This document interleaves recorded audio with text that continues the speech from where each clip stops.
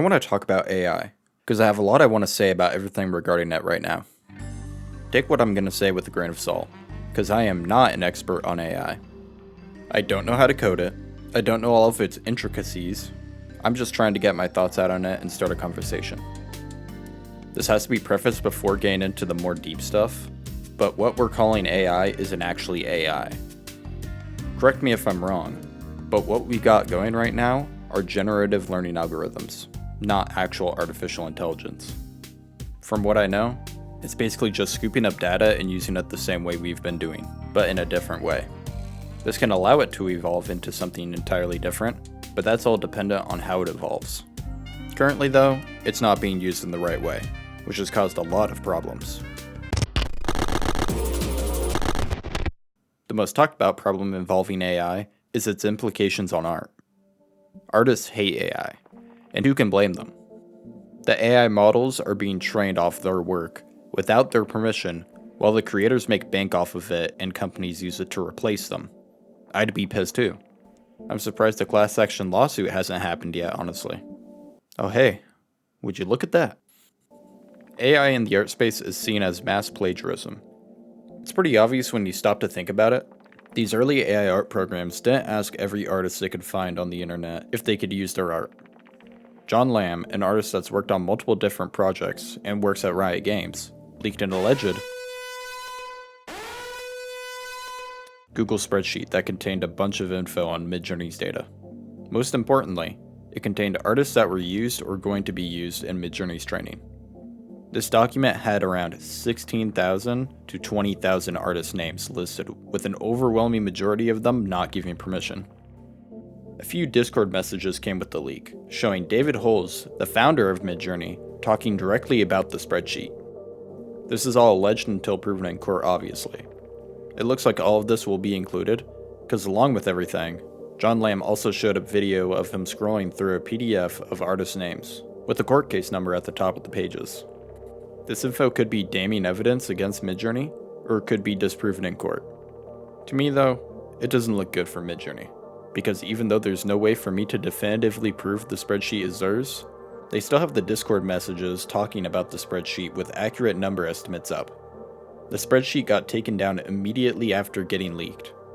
The only thing I'm missing to say it's definitively theirs is being able to see all the emails involved with the spreadsheet. Can't do that anymore.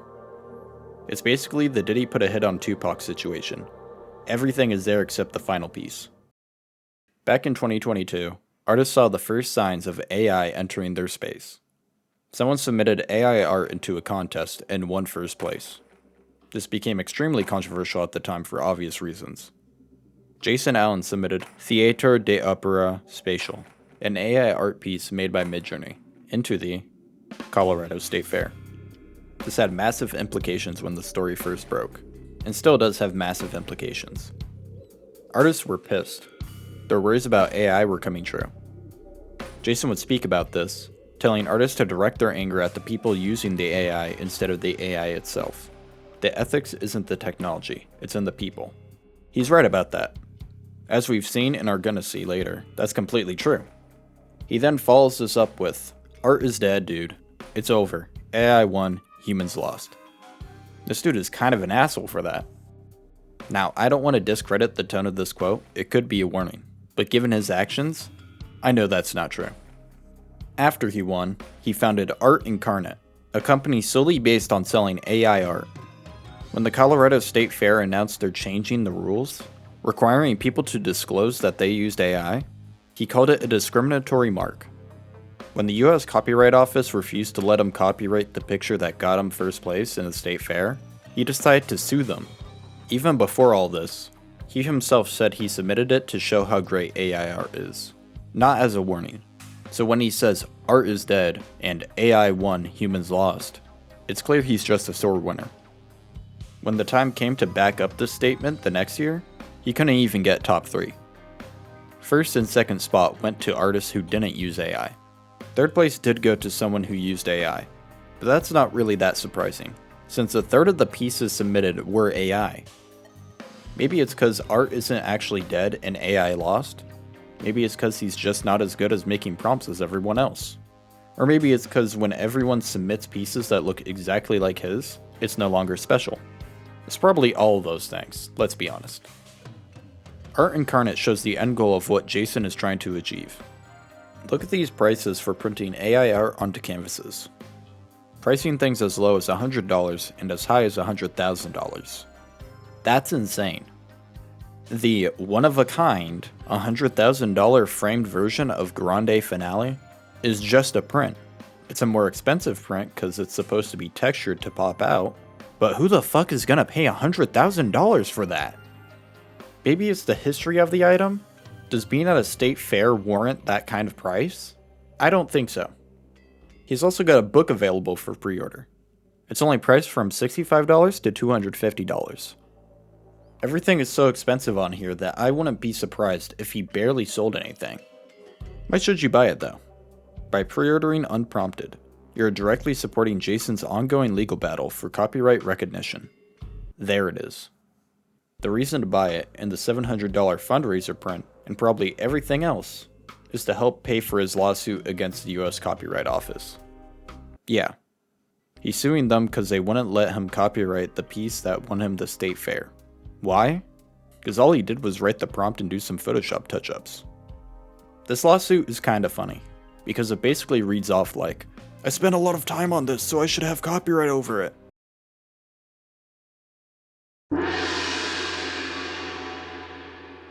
He states that it took him 624 times to get what he wanted, and in total spent 114.4 hours trying to get it.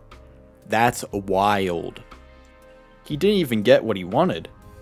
He thought of a scene of a few women in Victorian dresses wearing space helmets, a mix between the Victorian era and a space-colonized future, set in a giant opera theater with a massive circular window showing the planet's landscape.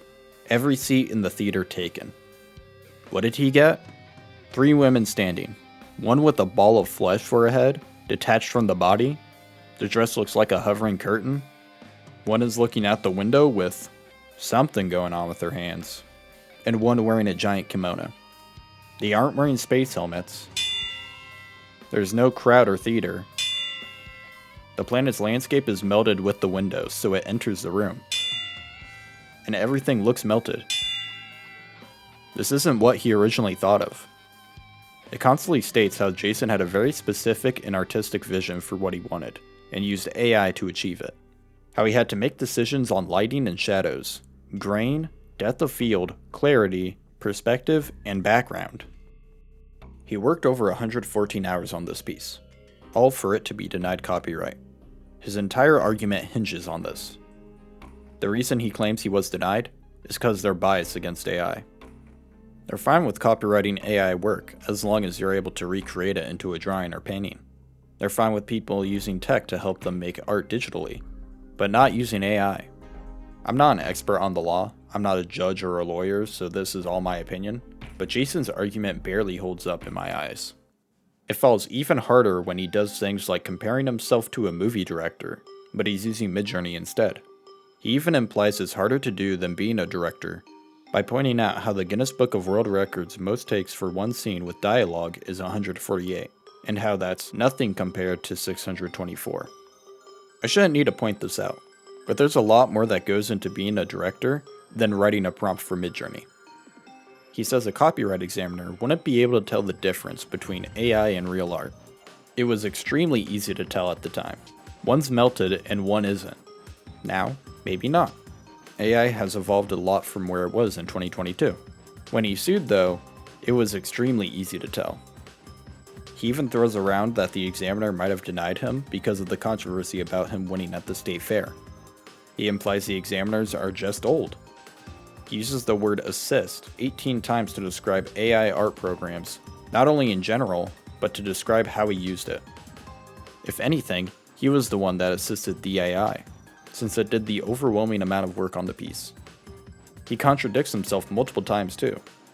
Jason claims the art world is already accepting AI, even though he stated his work got enough negative media attention to might have influence over the examiner. It also goes against his own reason for why he created Art Incarnate in the first place. This is an important case. It'll most likely set a precedent for how AI art will go moving forward. Until then, we'll just have to see what happens. Did I just yap about a rabbit hole I went down while researching for this video? Yeah, I did. Jason Allen is a pretty notable person surrounding AI in the art space.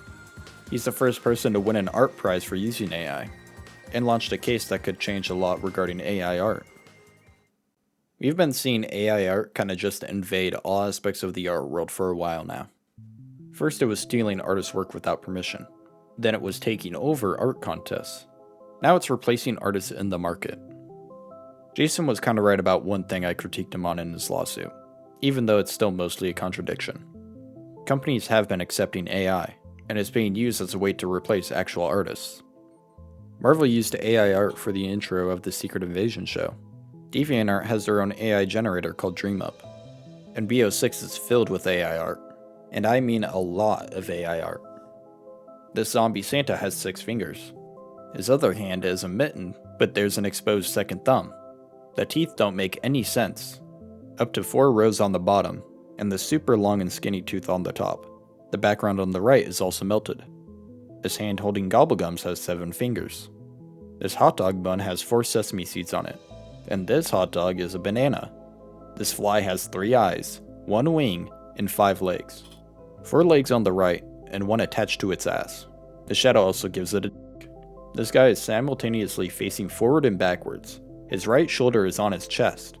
This traffic cone is missing the bottom half of it. The stairs don't line up with the door. These papers fuse into the opening of the door. And everything's melted. There's so much more. I could honestly go on forever about it if I wanted to. BO6 has 9 studios working on it, 4 years of development, hundreds of artists, but decided to use AI.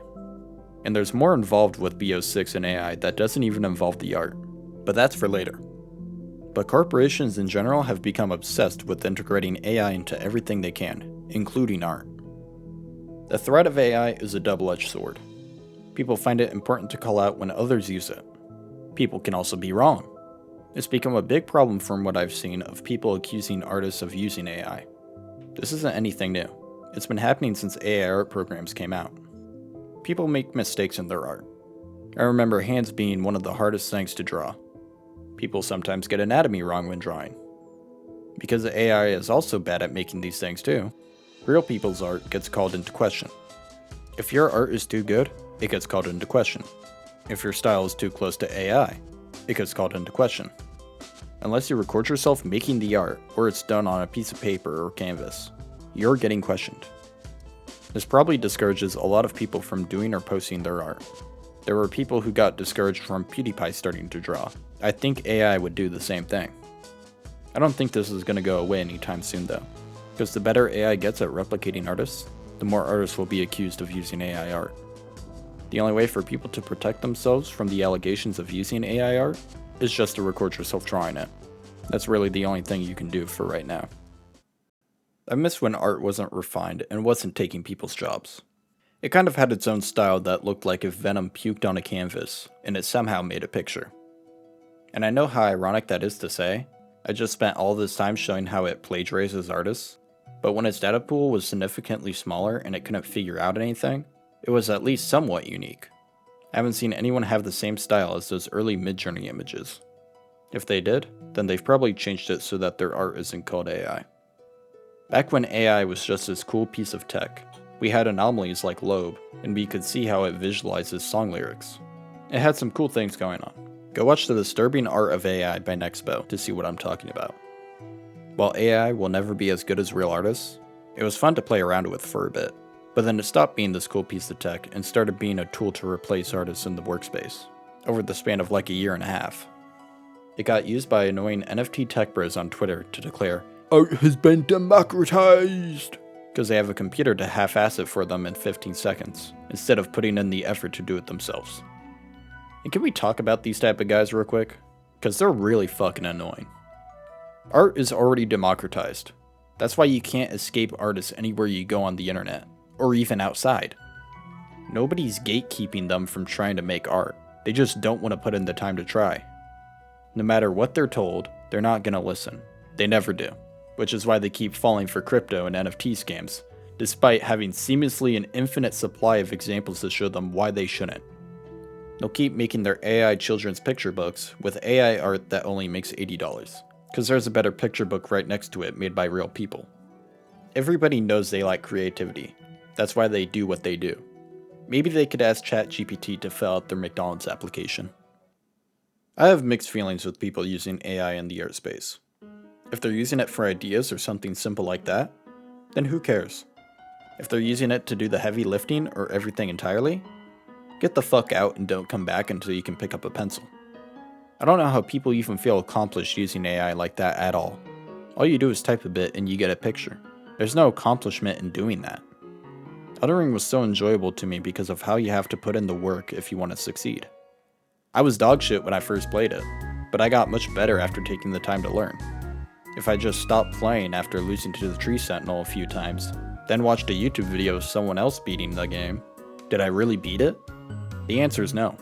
Instead, I found ways to make the fight easier for myself.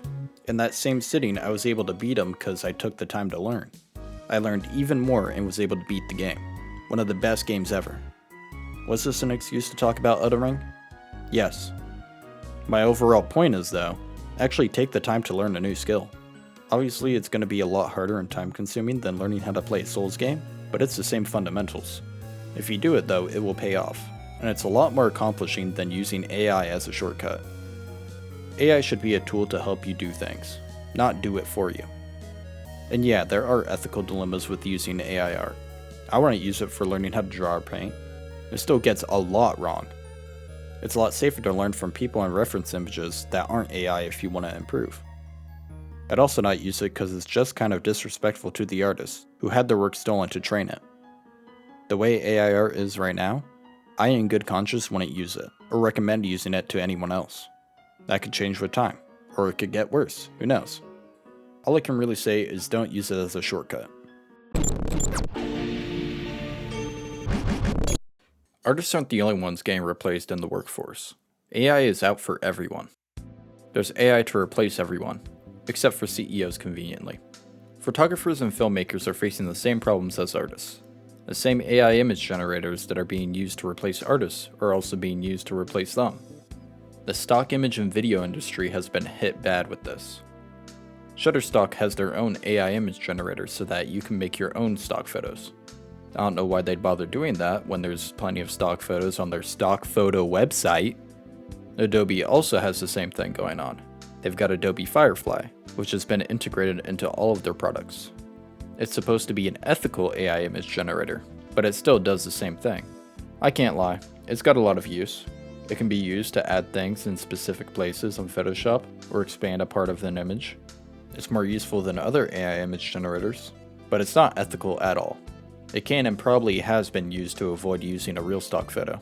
It was also reported by Bloomberg that they use Midjourney images to help train their model.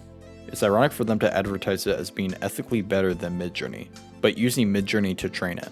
Sounds to me like their line between what's ethical or not is really thin. What makes their statement about them being ethical even better is that in June of 2024, Adobe updated their terms of use to allow them to have a license to any content made on one of their services. You grant us a non-exclusive, worldwide, royalty-free, sub-licensable license to use, reproduce, publicly display, distribute, modify, create derivative works based on, publicly perform, and translate the content. This license basically gives them the ability to do anything they want with it, except owning it outright. Their reasoning? To operate or improve the software and service. And if you caught it, they specifically tell you they will create derivative works based on.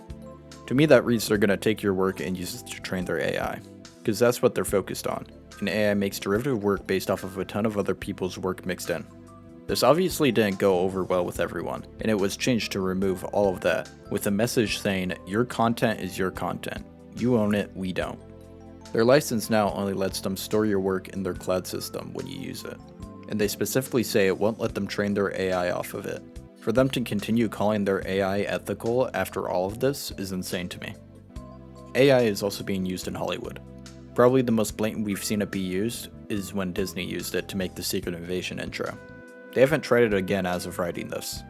I don't know if it's because of the strikes surrounding AI or something else, but I'm glad they haven't tried it again. Disney also used deepfake technology for The Mandalorian Season 2 and 3, but from what I know, AI wasn't involved in making that. It is something that AI is being integrated into, so that could change with Disney and other studios that use deepfakes. Deepfakes in movies isn't something I expect to replace jobs anytime soon. From what I've seen, it still requires a lot of babysitting and fixing afterwards to get it right. This can also change with time though, so workers in the space still aren't completely safe. Coca-Cola made 2 ads for their 2024 Christmas campaign that are mostly AI generated. The first one is really bad. Things are just not right. This polar bear in the water is horrible. The water is stuck to the bottom of its mouth until it just disappears. Then there's the splash that just happens with nothing causing it. While shit is moving, it's not moving at the same time. It also has the AI glaze that every new AI image has on everything. It's just so bad. The other one is a lot better. While things actually move in this one, it still has a lot of problems. It's still got that AI glaze like the last one. The polar bear's feet have a lot of problems. They don't move correctly and grow claws out of nowhere. The eyes of the squirrel and deer are just mirrors for some reason. The truck tires still don't move. You get the idea. The reason it's much better than the first ad is because it has a lot of human involvement. They use a lot of CGI work to keep things from messing up for the most part. I'd watch the Corridor Cruise video on it. They go a lot more in depth in how it works, and they know a lot more than me on the subject. This isn't even Coke's first ad using AI either. They made an ad back in 2023 called Masterpiece, ironically named given it used older AI models, but it's genuinely a really good ad. I didn't even know AI was involved until researching for this video. AI was used pretty minimally in its creation. They used actors, sets, artists, and CGI. The only thing AI was used in was giving the work the same style as famous paintings they were using. It's a massive difference in quality between the other two we looked at, and it's a really good use for AI. It's not being used as a tool to replace, but as a tool to assist. What I found out is, Coke's been going in on AI for a while. They've even got their own head of AI. In an interview with The Drum, the car says Coke is trying to bridge the divide for people who are worried about AI. He then says that AI is making everyone a creator. That couldn't be further from the truth. Later on in the interview, he's asked about how Coke is balancing the risks of AI. He answers by going on about how Coke is using AI ethically, acknowledging that it's not perfect and can be used and made unethically. Coke makes an effort to make sure who they're working with and how the AI is trained in the right way. That's why they're partnered with OpenAI, a company that's constantly been wrapped up in lawsuits for taking people's work to train their model. It just shows they're talking out of their ass when they say this PR slop. This is basically the same situation as with Adobe. Bar for bar, honestly. Even with their Create Real Magic thing, which is supposed to use AI with actual artists, they just immediately got replaced by random motherfuckers, submitting fully AI generated images to them for free. Wie heißt es? In 2023, the Writers Guild of America and Screen Actors Guild went on strike. A major part of why was because of the risk AI has in the industry. And after a long fight, they were able to get protections put in place. The agreements put in place rules to keep them from being replaced by AI. Video games weren't involved in the previous deal, so SAG-AFTRA is on strike again, specifically to put in AI protections. BO6 is a prime example. From what we know so far, Julie Nathanson, the voice actress for Samantha Maxis, has been recast due to wanting AI protections. There's allegations that she's been replaced by an AI copy of her own voice, but there's no actual confirmation on this. It does sound exactly like her voice, but more robotic though, so I'm not ruling it out. Zeke Alton, the voice actor for Dr. Peck, was also replaced by an unknown voice actor. According to Game Developer, in an interview with Zeke Alton, even he thinks his replacement could be AI, because they still haven't credited them. We don't know anything about the rest of the cast yet, but the fact the only person that speaks in the Easter egg cutscene for The Tomb is the character alleged to have been replaced by AI, I'm expecting the worst. The lack of voice acting most likely has to do with the strike. Destiny 2's episode Heresy was also affected by the strike, so it's not surprising. But I wouldn't be surprised if they do get replaced by AI. Remember, game worked on by 9 game studios, owned by a $1 billion company that was bought by a $1 trillion company for billions of dollars. They have more than enough money to protect their voice actors, especially from a threat that doesn't cost anything to protect them from.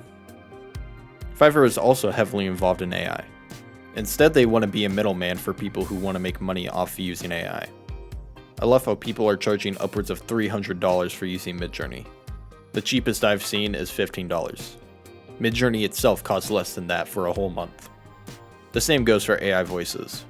People are charging as little as $5 up to $150. 11 Labs is free, and the starter pack is $5 a month. Why would you even bother with AI shit if you're gonna pay someone else to do it anyways? People that aren't using AI are charging the same type of prices for a better quality product. Then there's Elon Musk. He announced he's working on an AI game studio to make games great again. I don't want to get into why he's doing this, I've already made a video on that topic, go watch it.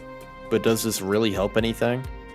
The richest man in the world saying something like this, then deciding to combat it by doing exactly what the people he's criticizing are trying to do, and just harming the game industry in general with this move.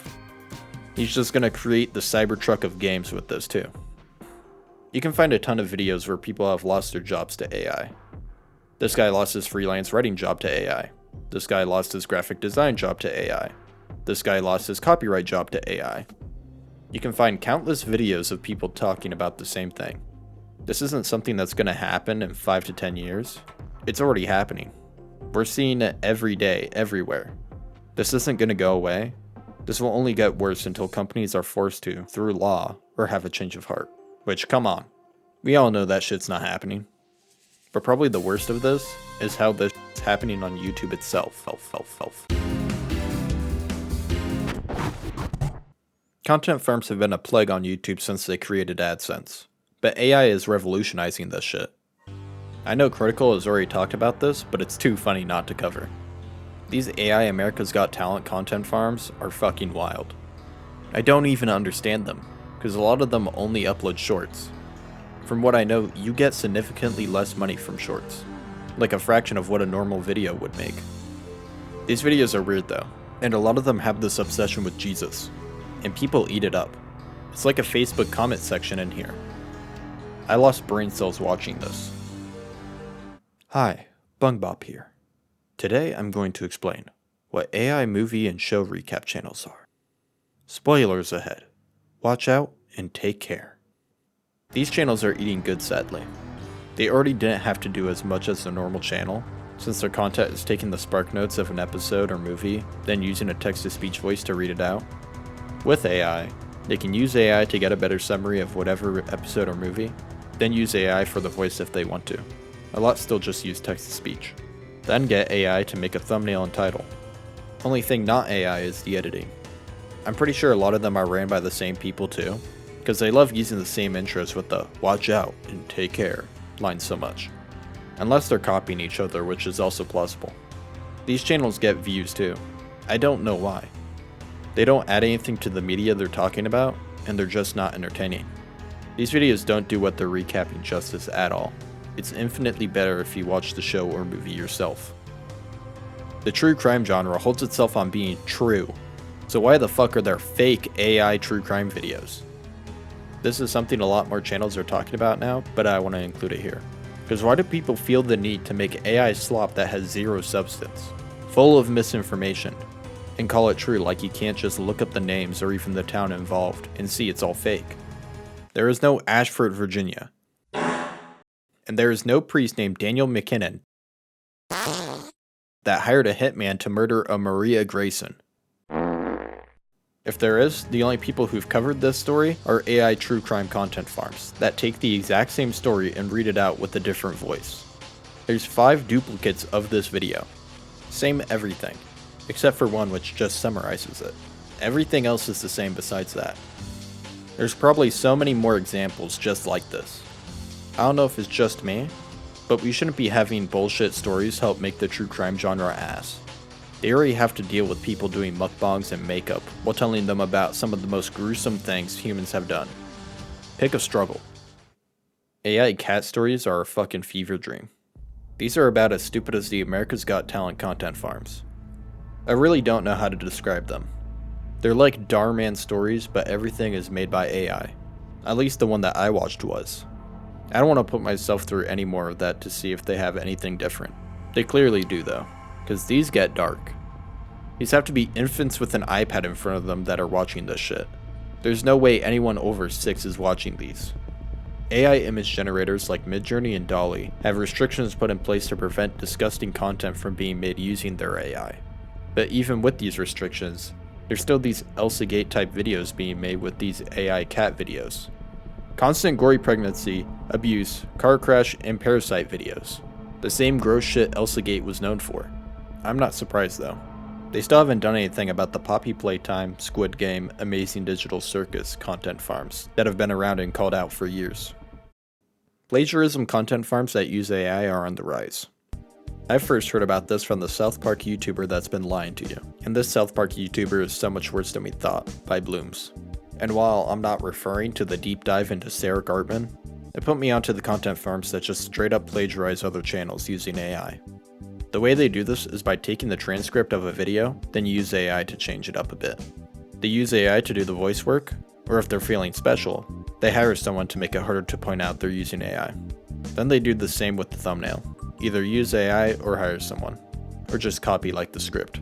They're just stealing with the extra steps. There's actually a way to combat this right now though. Fami created a way to poison the transcript for AI trying to summarize or reword the video. The way this is done is by using a .as file and making it so it changes what the AI sees without impacting the actual subtitles for the viewers. I can't explain it as well as she can, since she's the one that figured this out and actually understands it, so go watch her video on it. This is basically the YouTuber version of Glaze that digital artists put on their work to poison AI image generators that steal it. It isn't a permanent fix though. AI developers will find a fix to this. They haven't fixed this at the time of writing this video, and instead have just stopped working for the most part. I was only able to find one AI summarizer to work after Fami dropped her video. AI music is the last content farm I want to focus on, because it spans past YouTube. The creation of AI music generators have created a whole different content farm, one with tactics we haven't talked about yet. This is Revive Music. I don't know if they're using AI in everything, I honestly doubt it, but they have used AI in aspects of their work before. What I want to focus on is their playlists. They make playlists of albums, then hide their own hour-long videos inside them, so that people who aren't paying attention or asleep give them views, and I'm guessing ad revenue too. I bring this up because this is one of the tactics used on Spotify. Spotify also has a full-on problem with AI music in general. They don't give a shit though. They actually embrace it. So I don't think this is going to change anytime soon. It's just going to get worse. Content farms is one of the laziest things someone can do in a creative field. Why would you want to make something you're proud of that captivates other people, when you can be the next Kwebbelkop? Do you really want to be the next Kwebbelkop? Seriously, I get that it's easy money. You make money off of using other people's work while you maybe do editing. Unless you don't even bother with that and get someone else or AI to do that too. If you're running a content farm, please find something better to do. Work at a fucking grocery store. I'd be more proud of that than doing this bullshit. Everything I've talked about are examples of how AI is a misused tool. AI is being used as a part to further greed. Instead of having it be used as just a helpful tool to lighten the workload, it's being used to replace workers. The reason there's so much backlash towards AI is because it's being used to replace artists, photographers, actors, writers, musicians, coders. Literally any job imaginable that requires any digital use in it is at risk. The only jobs that are safe are jobs that require manual labor, and even that can change soon. It's not the existence of AI that's causing the problem. It's the people creating it and using it in this way. OpenAI has been a part of so many lawsuits because they've been accused of training ChatGPT off of stolen work. Midjourney's creators just have them admitting to at least planning to steal the work of thousands of artists to train it publicly on their Discord. Adobe attempted to get a license to be able to do whatever they wanted with anything their users made on their services, most notably being able to train their AI with it. They also admitted to using other AI models that do steal artists' work to train their model according to Bloomberg, even if that's just a small amount. So the creators aren't being ethical when making it, and neither are the people using the AI. But then you have the weirder misuse of AI. Google's Gemini has had probably the strangest thing going on. They didn't test it at all. These are some of the funniest things I've seen come out of AI. If you just had your tonsils removed and want to know what foods you should eat, Google's got you. You can eat toast, but don't forget to avoid toast. 5 to 10 cockroaches crawl into your urethra while you sleep. Add an eighth cup of non-toxic glue to your pizza. And eat at least one small rock a day. And you just have wild misinfo like this one. Andrew Johnson died in 1875. Andrew Jackson died in 1845. John Tyler died in 1862. James Buchanan died in 1868. And JFK died in 1963. How the fuck are they graduating college decades after their deaths? Why is it saying a dog named Martin Pospisil has played in the NHL? This is not a dog. Also, 1919 was not 20 years ago. It's all fun and games and shit until we get into the harmful misinformation that the AI overview has given out. It said that pregnant women should smoke 2 to 3 cigarettes a day, that it's safe to leave your dog in a hot car, and suggests that you should jump off the Golden Gate Bridge if you're depressed. Now, Google has made a statement specifically calling these ones out for being fake, but I don't really believe them. The dog one is probably fake. I don't see an AI claiming that the Beatles made a song called "It's Okay to Leave a Dog in a Hot Car," or the roaches living in your cock one. But I also can't fully believe Google either. They said that the depression one was faked, but the Rolling Stones was able to get the same type of response. When they asked what bridge is best for jumping off, the AI overview told them the Golden Gate Bridge, then brings up death statistics to back it up. The ones I think are fake could still be plausible, because we know Google used the Reddit API to train it. So all those jokes and bullshit go straight into the AI, and repeated by it for everyone else. The glue and pizza thing was found to be from a comment from over a decade ago by an account named Fucksmith. When Google says the really bad looking screenshots of their AI overview giving out some fuck-ass suggestions, how am I supposed to believe them when they give no evidence to back it up, and they use Reddit comments to train the thing? Google also claimed that the AI overview doesn't hallucinate like other AIs. But what would you call this? Oh yeah, and the rock eating claim was from The Onion. Google's AI overview is still giving out misinformation. I was inspired by this AI overview that says Slenderman has a gay cousin named I Like Menderman in the game New Yoink. So I asked if Slenderman had a brother. I was told Slenderman didn't have a real brother, cause he doesn't exist. But in some role-playing games he has 3, and they're all connected to Satan. I asked it again later, and it gave me something new. Slenderman did have 3 brothers. Trenderman, Splendorman, Offenderman, and Slenderman. Slenderman has a brother named Slenderman. They're different people cause one has a space in it. Also, who the fuck is Sexual Harassment Man? And why does the AI overview feel the need to tell me about his existence? I asked it one more time, and now Slenderman only has one brother, Splendorman. But Slenderman isn't real, so he doesn't have a real brother. Where did it get this info? The Slenderman parody short from 2010. The description doesn't add up though. The video's description isn't Splendy's Party Hall horror gameplay walkthrough Slenderman, the brother of. That sounds more like a video title.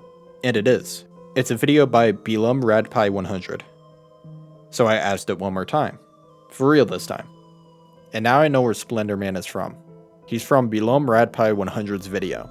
Not the game they're playing in the video, or the original parody video from 13 years before, that they link as where the AI got that info from. It's from that. Great job, AI overview. Also, I completely failed to notice that the image that they use for the visual shows 8 brothers, one of them being Sexual Offender Man. I don't have anything else to say on this man. The AI overview isn't the only stupid thing Google is doing with their model. Yes, the AI overview is stupid because it can just lie to you, and you can just scroll down and never interact with it for better results. There's also Gemini's integration with YouTube. This AI comment suggestion is hilarious. Why would anyone ever use this? Are there really people that lazy that they can't be bothered to think up a reply for themselves? Why does this even exist? I'd go watch Drew Gooden's video that talks about it. He's able to show it off in full since he's much bigger than me. All I get are the boring ones. There's also the Inspiration tab, and it's actually pretty useful. The Inspiration tab is an AI feature that gives you ideas, if you couldn't tell from the name. You should be able to tell from the name. I can actually see the use in this. If a YouTuber is having just full-on writer's block for the next video idea, they can just use it to help them. My problem with it is how YouTube has implemented it. I decided to try it out for this video, and it's a lot more in depth than I thought it would be. I just gave it gaming for my prompt. It gave me a Minecraft Let's Play video, a video on FNAF-inspired games, a video on games getting too realistic, a video on Cowboy Bebop, and a video on the evolution of storytelling in games. One of these is not like the others. When you click on an idea, it'll give you basically everything you could need to make a video. You got the outline, the title, and the thumbnail. The outline is what I have the biggest problem with. It'll straight up tell you how to structure the video, with each part in order, and with specifics for you to talk about. The point of the inspiration tab is supposed to help you get new video ideas, not have it do everything for you except record and edit the video. What makes it even better, they made it as easy as possible for someone to copy the outline and have ChatGPT make a script for them, by putting a copy button to save them 5 seconds. These outlines aren't even that great half the time. The FNAF video outline tells you about the essential ingredients for a FNAF-inspired game, which are apparently atmosphere and tension, animatronics used for fear, limited resources, and a focus on survival. The games that master these are Poppy Playtime, because of the characters, The Evil Within 2, because of the atmosphere and enemies, and Doki Doki Literature Club, because of the psychological horror. Poppy Playtime is inspired by FNAF to some extent, but The Evil Within 2 and Doki Doki Literature Club, these are nowhere close to having any Fazbear influence. Then you have the outline for the realism in video games one. This one wants you to start off by talking about how games started pixelated, then got more realistic when technology improved, and how that changed people's experience. Then it goes into how, because we have better graphics now, people are now confusing gaming with real life. The boundaries between the real world and the screen have blurred. The ethics of people becoming desensitized to violence and real-world issues needs to be discussed. The responsibility of a game developer needs to be discussed. Then it talks about how the future of VR and AR tech will help storytelling in games, and how games should have a balance between realism and game mechanics. Complete tone shift from whatever the fuck it was saying in the part before. Then for the conclusion, it goes back to how games are fucking with people's minds and making them not see reality. The titles aren't any better. It's about the same. A lot of them are pretty decent titles, but then you have some pretty bad ones. The Five Nights at Freddy's ones are pretty comedically bad. FNAF-inspired horror games that will scare you silly. These horror games are better than FNAF. Sorry. The best horror games that ripped off FNAF, but are actually awesome. FNAF clones? Nah. These games are unique and scary. Forget FNAF. These horror games are where it's at. These titles sound like they're from a Facebook content farm that posts videos that Facebook moms find funny. Then there's the thumbnails. A lot of these are so ass. I wouldn't click on these thumbnails if someone used them, because they look AI generated. Because they are. They suck. The best one is the FNAF one, because I've seen FNAF videos use this exact layout for a thumbnail, but even then you can still tell it's AI. The inspiration tab is clearly just trained off every video on YouTube. What I didn't think was that it takes your own uploads into account. I don't know how exactly its AI works, I couldn't find anything on the technicalities of it, but I genuinely think this. The Cowboy Bebop suggestion popping up when I ask it to give me gaming video ideas is strange. I think the reason why is because it's looking at my uploads directly, so it can give me something I'm more interested in making. The only problem is, it's the first video I've made that doesn't involve games, so it thinks it's a game. But it's also trained off my own video. That's why it regurgitates the same title as my own video with only a one-word difference. I see the use in the inspiration tab. It can be a helpful tool and that's an amazing thing. This isn't a misuse of AI. But the way it's been developed to make it do a lot of the heavy lifting for you, by giving you bullet points of what you need to specifically talk about, by giving you the thumbnails, making it as easy as possible for people to automate a channel. YouTube also makes this feature available immediately when it honestly shouldn't be. They've done this with multiple other features, so it's not something they normally wouldn't do. They hid the dislikes on videos for viewers. They took away the ability for creators to use links on a new channel unless they upload consistently for 3 months. So what would be the harm in doing the same thing for a feature that's giving out ideas? I know the reason why it's not. YouTube benefits from people making content on their platform. At the end of the day, they don't care as long as it can get them more money. We've seen how long it took them to crack down on ElsaGate, and even how they haven't cracked down on the recreation of ElsaGate yet. What I'm getting at is while it's not a misuse of AI inherently, YouTube has implemented it as one. Little break from Google. Spotify has kind of been obsessed with AI. If you have premium, then you get AI playlists. Yippee! Something Spotify gives out for free without AI. Their AI integrations are straight up the most useless I've ever seen. Nobody is paying access for an AI DJ that just talks in between songs.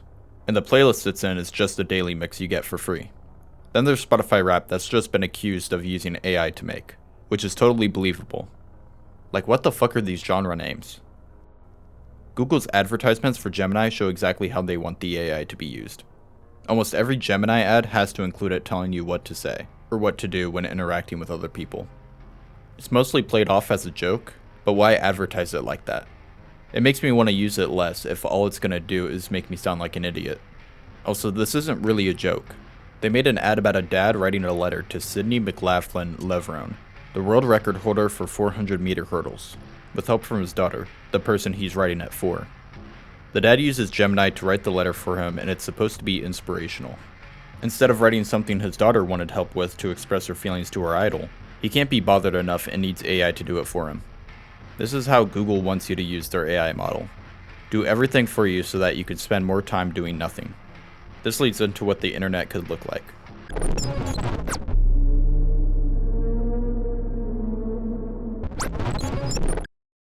The dead internet theory is the idea that the overwhelming majority of internet interaction is by bots. This actually does have merit. Imperva does a yearly report on how much internet traffic comes from bots. In 2022, they reported that 47% of internet traffic was from bots. In 2024, that rose to 49%. So just about half the internet is bots now. AI is able to make this a whole lot worse depending on how it's used. And the way it is being used right now isn't looking good. Twitter's been littered with bots using ChatGPT for a while now. It's been a trend to tell them to make poems and shit of random objects. Meta announced they're gonna start making AI users for Facebook and Instagram. They already had a few out on Instagram that people became aware of after though. There's literally no reason for doing this, and it'll honestly hurt their stock in the long run. But I don't know. Maybe AI users will have data to sell off too. There's a lot when it comes to this though. It has the potential for Meta to control whatever narrative they want on Instagram and Facebook by utilizing the bots to try and sway public perception through sheer numbers. If corporations could choose how to live your life, you'd ask Gemini how to wake up and get dressed. Send your AI-generated resume with an AI-generated cover letter to a business, just to get rejected through an AI-generated email. Then you cry and scroll Facebook to look at the AI-generated kids made out of bottles. Shit's bleak. What does the future hold for AI? I can't tell you. I can't see the future, but I can guess. Depending on how the AI is developed, it can be great or horrible. The way it's going, it doesn't look great. We're going to see a lot more of companies replacing employees with AI. I can see this happening with manual labor jobs too at some point, when robots become more practical. They're probably developing AI to use in wars right now too. I don't think the immediate future is going to look great for people when it comes to AI. There hasn't been anything to really stop companies from doing this, and I don't think there will be, at least anytime soon. At some point, it will get better. There's not really a way for our economy to work without people spending. If nobody has money to spend, it'll be horrible for our economy, and that threat, when it comes closer, could actually have action be taken on this. It's not ideal, obviously, but I feel like that's the most realistic scenario. When AI sentience becomes feasible, we need to act realistically about it. Yeah, Terminator and I have no mouth and I must scream could happen, but I don't think it will. AI for the most part has been designed to act as human as possible. If that continues, then we're probably going to get a Blade Runner Detroit Become Human type of AI. It's ironic that the same people fear-mongering about AI revolution are the same people making it and getting it to that point. I don't really see that sort of thing happening. It obviously could, but like I said, if it's developed right, then there's no need to worry.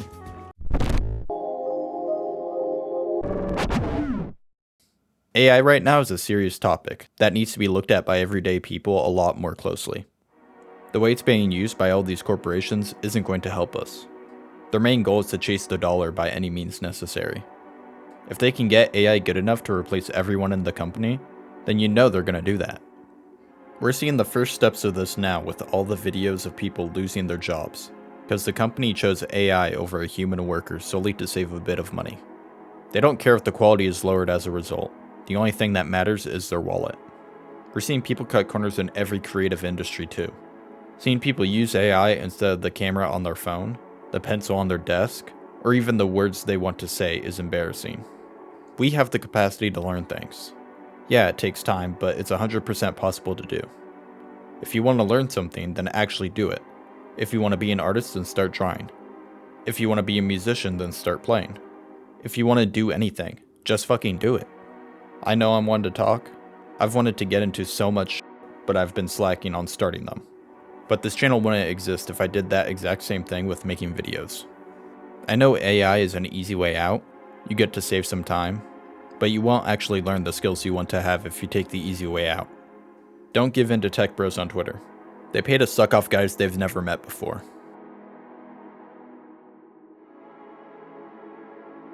This video was honestly good to make. It grew into a much larger video than I thought it'd be, but I learned a lot regarding what goes on with AI. Past the big things about it being covered and talked about. I know the video still includes that stuff, but I try to get a lot deeper than a lot of other people go with it. I didn't learn much about the technical side of AI. I mainly just wanted to focus on the ethics and how it's being used currently. If you enjoyed the video, then like and subscribe. It'd really mean a lot. And thanks for watching this far, if you didn't skip through it all.